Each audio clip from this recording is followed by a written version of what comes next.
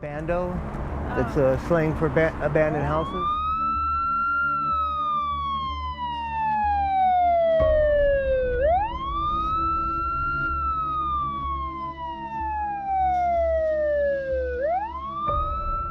Go and find some place to warm up, or if all else fails, I just wrap up with my sleeping bag and just sit in there and breathe the air, and it will help generate the energy in there to warm me up.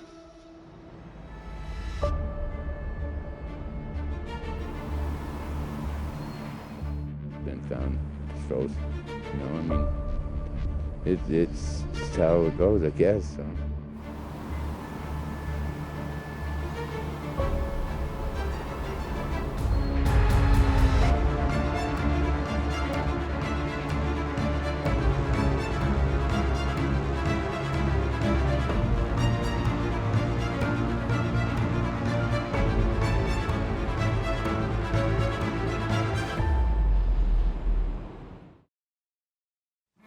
Night falls, the temperature drops fast, and there are people out there with no door to close behind them.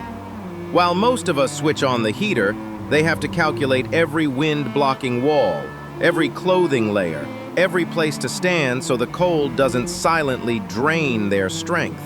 But here's what matters. They don't survive by luck.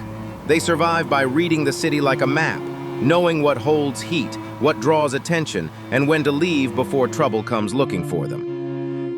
In this episode, The Homeless Fact compiles low-cost but intensely practical ways to cope, from the rules of staying dry and keeping the body's core warm, to turning what most people would throw away into tools that reduce heat loss. No sugarcoating, no sensationalism, just the truth, and the small details that can decide whether someone makes it through the night or not.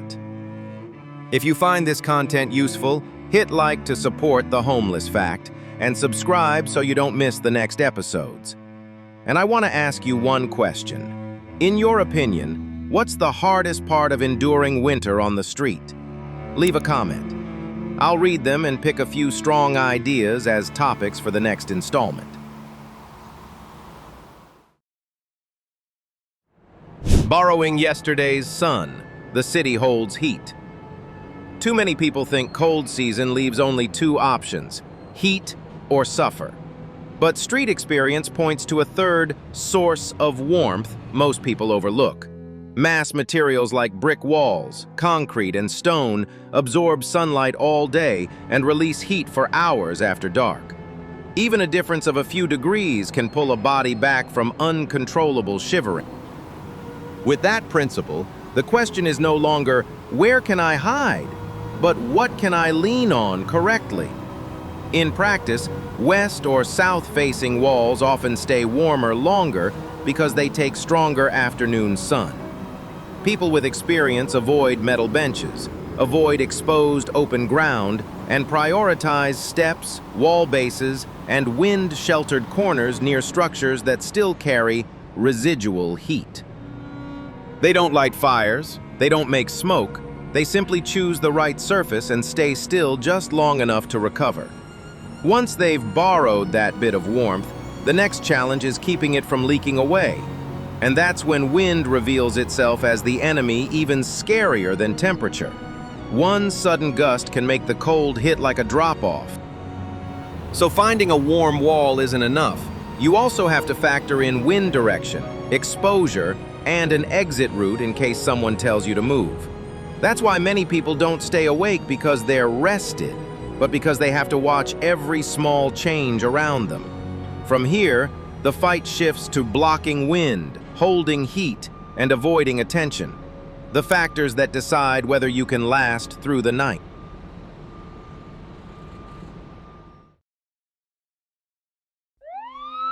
The ground is the heat thief. The coldest place isn't the sky. There's a moment when it's easy to collapse. You find a spot that feels temporarily calm. You're back against a wall and you think you're okay. Then you lower yourself onto the concrete. The cold doesn't arrive with a bang. It siphons slowly, like someone opened a valve and started draining heat from your bones. Many describe it as being pulled under, minute by minute. Feet go numb first, then the back, then shivering takes over. Winter nights, then, aren't just about cold. They're a tug of war between your body and the surface you're lying on.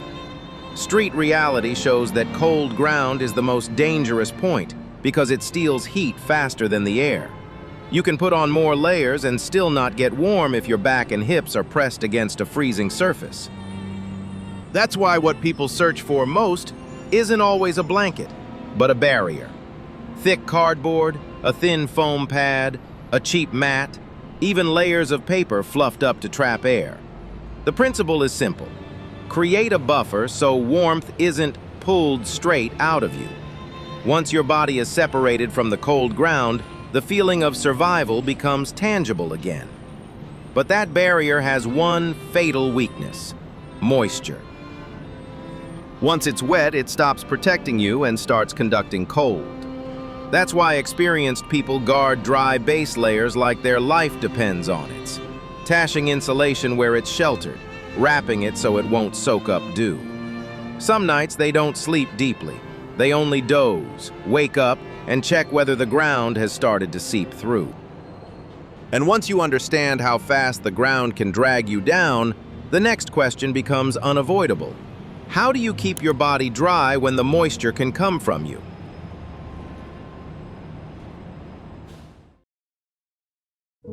Stay dry to stay alive. Moisture is winter's betrayer. A lot of people fear the wind, but moisture is what drops your body temperature the fastest. You walk all day, sweat soaks into your clothes, and when night falls, wind cuts through that damp fabric. The cold immediately bites, sharp as needles. The scary part is you don't need rain to get wet. Your breath, sweat, and night dew are enough to make insulation stop working.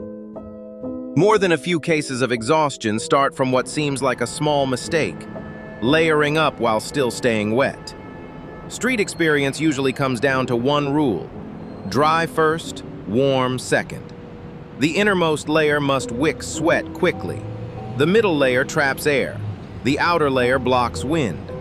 A common trap is cotton. It holds water, keeps moisture against your skin, and the more you wear it, the colder you get. People who've been through it prioritize cheap synthetic fabrics, sized just loose enough not to restrict blood flow. When your hands and feet can circulate, warmth spreads rather than staying stuck only in your chest. But staying dry isn't only about clothing, it's also about managing moisture at the right moment. Some people use a plastic bag as a temporary vapor barrier to stop sweat from soaking outward. It can help hold heat in extreme cold, but it comes with real risk: overheating, condensation, trapped water. Done wrong, it becomes a reverse trap. That's why they treat it as a last resort and prefer safer moves: changing socks, airing out the inner layer, and protecting one backup set of dry clothes, 7 if it's thin. Once your body is dry, your cold tolerance rises noticeably. And then what determines survival isn't only what you wear, but where you lie down. Which wall holds heat? Which corner blocks wind? Which spot avoids drawing attention? From here, the story shifts to another skill: reading the city's heat map to choose the right place to shelter.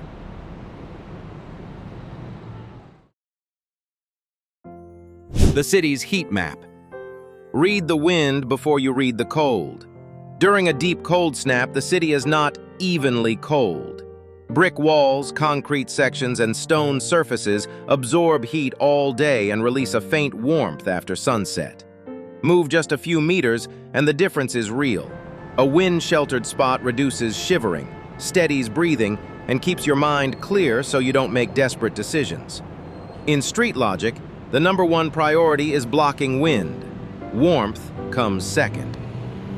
Cut the wind first, and only then can you think about where to rest your body.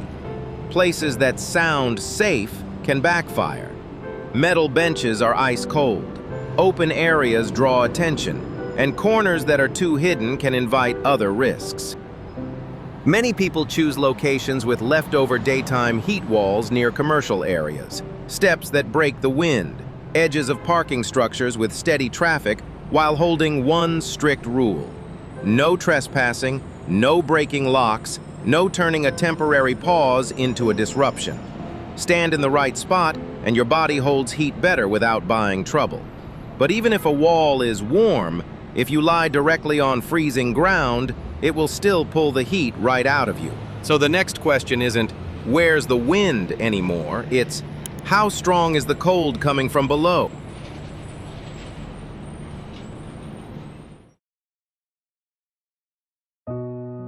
Fuel for the body, warmth from the inside is what gets you through the long night. In bitter cold, the body is like a small heater.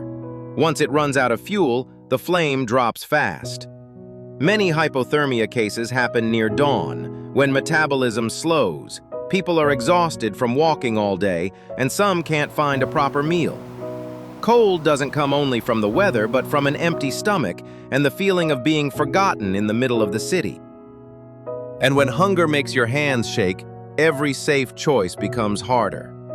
What helps people hold on is rarely expensive gear. It's food at the right time. A warm meal rich in protein and fat holds heat far longer than a few sips of coffee.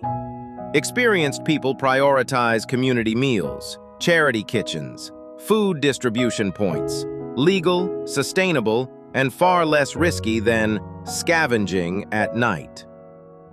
A jar of peanut butter, a bit of canned food, a piece of bread. It sounds simple, but sometimes it's the line between sleeping and shivering into collapse. And once the inner furnace is burning, the remaining challenge is keeping that heat from escaping. One more thing must be said plainly. Alcohol doesn't warm you. It only creates a warm feeling while making your body lose heat faster. The price can be a night you don't wake up from. If you drink something hot, choose something low caffeine so you can sleep, and do light movement before lying down to boost circulation without sweating. Because the moment cold moisture clings to your clothes, all the fuel you just took in can vanish with the water vapor.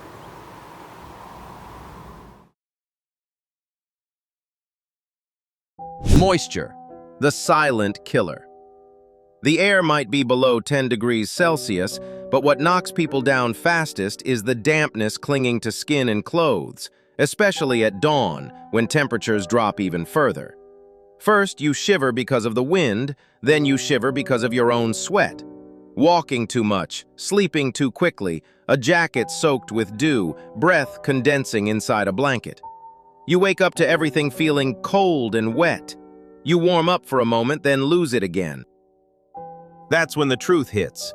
Staying dry matters just as much as staying warm. If you want to survive, you start by cutting off moisture. The method is rough but logical.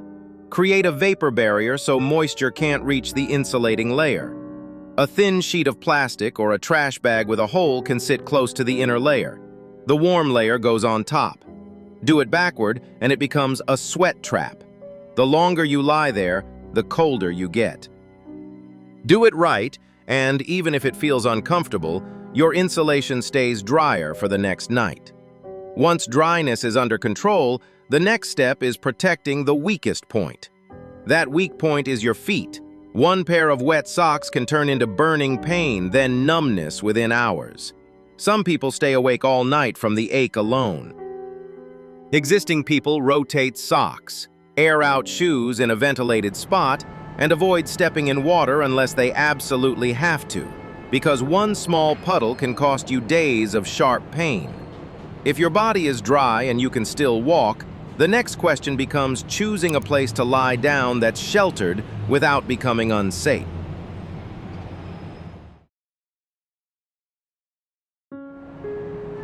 Choosing where to sleep, just hidden enough, just safe enough.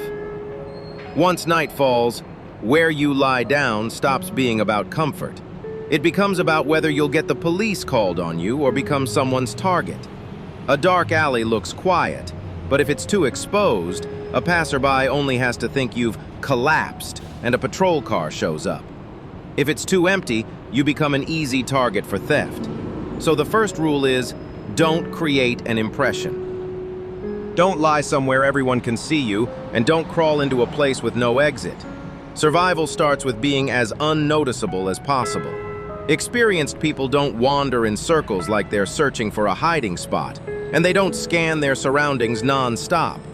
They walk straight, calm, like they're heading home or catching a ride, watching from the corner of the eye and memorizing possible stopping points. If they need to check a location, they pass once, then turn off in another direction, avoiding lingering in parking lots or in front of storefronts. This doesn't make you perfectly safe, but it reduces trouble significantly. And once you've lowered attention, the next task is learning to read wind and warmth around you. Warmth doesn't only come from clothes. It can come from a wall that holds sunlight all day, a windbreak behind a row of shops, or a concrete step that steals less heat than a metal bench. Choose a spot with something at your back, some shelter, while avoiding areas like warehouse doors, dumpsters, and loading docks where people move in and out. A place only needs to be enough to get through the night, and you must leave before peak activity starts. When there's no real choice outside, people end up searching for warmth in the places that are open during the day. Daytime warm spots existing without drawing attention. In the daytime, the cold isn't only temperature, it's being chased away over and over. Libraries, community centers, hospital lobbies, and food courts in malls sometimes become makeshift waiting rooms, light bathrooms, charging outlets, Wi-Fi. What keeps you there isn't luck, it's behavior. Sit neatly, speak quietly, don't take over space, don't fall into an obvious slump of sleep, and know when to leave before anyone has to tell you. That's how a day passes without creating a new conflict. People living outdoors often learn how to look busy, holding a book, checking job postings, writing down service hours, and keeping their belongings organized. When you look like someone trying to manage their life, the stares soften at least a little. From these warm stops, the most important thing you recharge isn't just your phone battery, but the calm you need to plan the next move. But every door has closing hours. When afternoon fades, the same question returns. Where will you eat tonight? Where will you sleep? And which route keeps you from getting pushed to the edge one more time?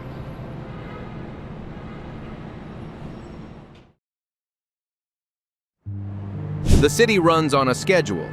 If you know the hours, life gets easier. On the street, information isn't trivia. It decides your dinner. Charity kitchens open on certain days. Clothing handouts run on set time blocks. Warming centers activate when there's an official cold alert, and shelters can fill up early. Newcomers fall behind because they don't know the schedule, show up at the wrong time, wait in the wrong place, and lose an entire day just to end up empty-handed. Once energy is gone, one mistake triggers the next. So many people keep a simple survival timetable. Where to get dinner, where there's water, where you can charge, where you can sit without being stared at. They don't need to remember everything, just a few key anchors: meal times, intake times, and when bus routes thin out. Once you start seeing the city like a clock, you feel less like you're being thrown around. And this is where the hottest pressure point appears: the shelter line, where being a single minute late can cost you an entire freezing night.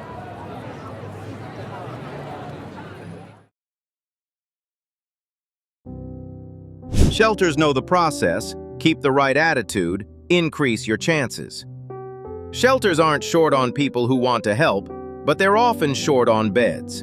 Some take intakes only during fixed hours. Some require documents. Some prioritize vulnerable groups. And many are full before it even gets completely dark. People don't fail because they're weak. They fail because they arrive too late, don't know what to ask, or are missing basics like medications, ID, or a contact number. In the cold, confusion itself can become a barrier. What makes the difference is surprisingly practical. Call ahead, if possible. Arrive early. State your situation clearly. Answer questions directly, and follow the rules.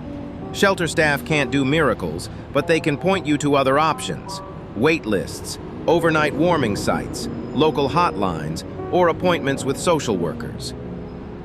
People who stay calm and don't cause trouble often get clearer guidance, not because of favoritism, but because that's how an overwhelmed system functions. And once you've secured a place for the night, a new fear shows up immediately: how to wake up in the morning with everything important still intact.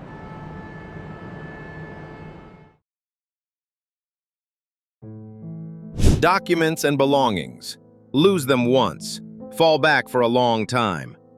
On the street, assets aren't measured by expensive items. They're measured by what you cannot afford to lose.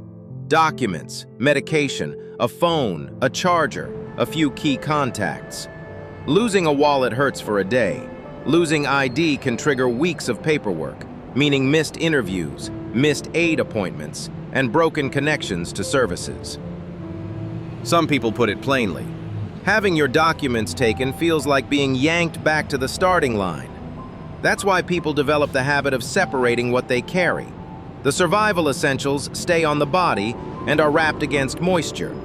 Bulky items get minimized, light, and simple so you can move fast. Don't show things off.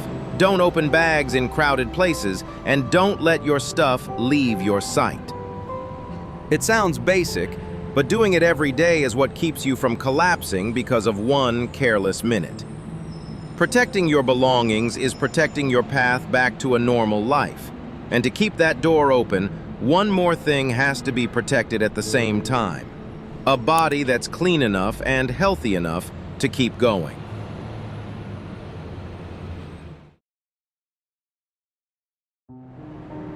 Health and hygiene. Stay clean to keep your chances alive. Cleanliness isn't self-care, it's survival. Feet kept wet for too long can turn into skin infections and sores. A toothache that drags on can become a serious infection. A cough in winter can escalate into hospitalization. Once your body goes down, everything else collapses. You can't job hunt, you can't stand in line, and you're not alert enough to protect yourself. That's why many people treat staying dry and staying clean as a non-negotiable discipline. The safer approach is to use the right community services: day centers, charities, community clinics, low-cost shower/laundry options, and dental programs run through schools. There's no need to dress it up as tips. The truth is simpler. These places exist to help, and using them correctly at the right time reduces health risks. If you do need medical care, the principle is also clear. Use the ER only when it's truly dangerous, describe symptoms honestly, and respect staff and other patients. When your health is stable enough, the road out doesn't keep breaking. And the final picture isn't one single trick, it's a chain of small links connecting into a path.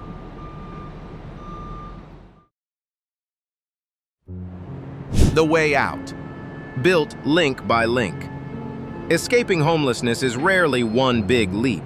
More often, it's a sequence of small steps: documents to file applications, a phone number to receive appointment texts, a place to store belongings so you can show up to interviews, affordable transit to reach the right location, food support so you're not trying to sleep on an empty stomach, a social worker to guide you into the program that actually fits.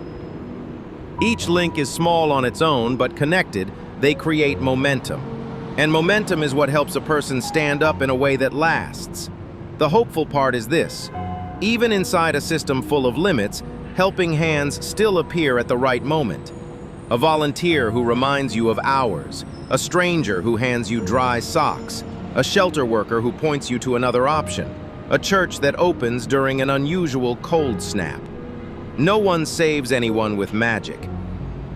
People save each other with small actions, repeated often enough to become a bridge. May those who are out there tonight find a safer corner, a warmer meal, and a tomorrow with enough strength to keep moving. Amen. If you believe this message should spread to reduce prejudice and increase the chance of help reaching the right people, leave a like, subscribe to The Homeless Fact, and comment, what should I go deeper into next? Shelters, healthcare, or the way out through work?